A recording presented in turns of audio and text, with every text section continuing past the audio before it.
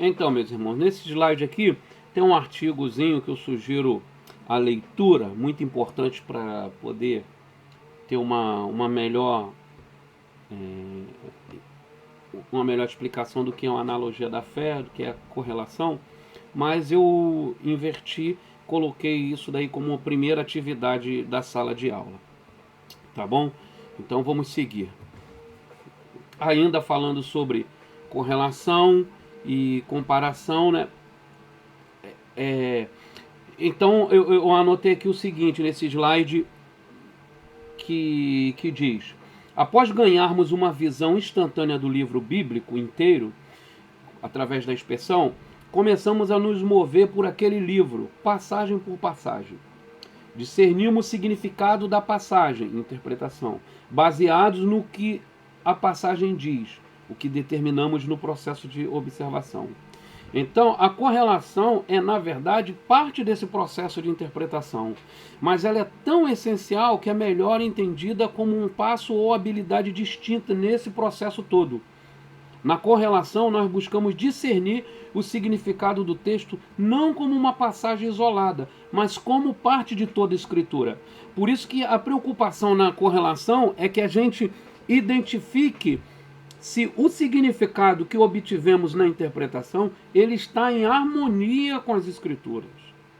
As escrituras não se contradizem. Então, o processo de correlação ele vai me permitir observar se essa conclusão que eu cheguei ela se harmoniza ou contradiz alguma parte das escrituras.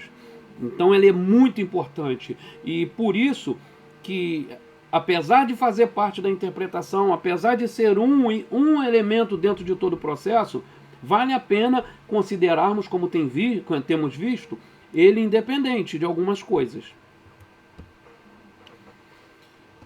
O que acontece durante a correlação é que o texto em estudo ele é comparado com outras porções da escritura. E isso provê uma grande segurança.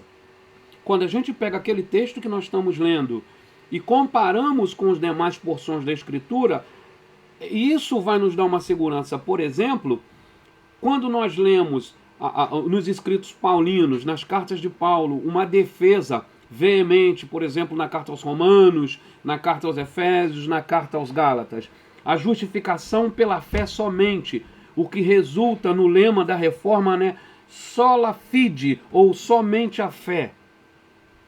Se a gente não fizer uma relação bem feita com as escrituras, nós vamos descartar, por exemplo, a fala de Tiago, que diz que a fé sem obra é morta. Então, quando a gente faz o exercício de observação, o exercício de interpretação, e se chegarmos a uma conclusão onde a fala de Paulo e a fala de Tiago estão se chocando, estão se contradizendo, a conclusão é clara. A minha interpretação está errada. Porque os autores bíblicos não se contradizem. Nenhuma porção das escrituras contradiz a outra. Então, na leitura do slide aqui, desde que a Bíblia é verdade e que toda a verdade é devido à sua origem divina, é una, é importante relacionar várias passagens uma com as outras. Isto mostra a coerência das escrituras e ajuda o estudante ou estudioso a harmonizar-se com o restante da Bíblia, do que a Bíblia diz sobre qualquer assunto dado. Então, a afirmação é, desde que a Bíblia é verdade e que toda a verdade devido à sua origem divina é una, é uma só, não se contradiz, é importante relacionarmos várias passagens, umas com as outras.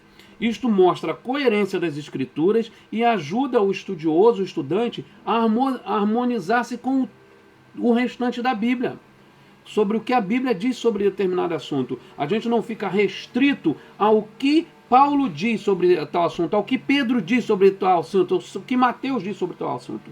Ao fazer comparação, nós vamos entender, não, a Bíblia diz isso, não é Paulo só que diz. A Bíblia como um todo, em outras porções, também afirma isso. Então a comparação, a correlação vai nos ajudar a fundamentar a verdade de que a Bíblia é uma só, uma unidade de pensamento.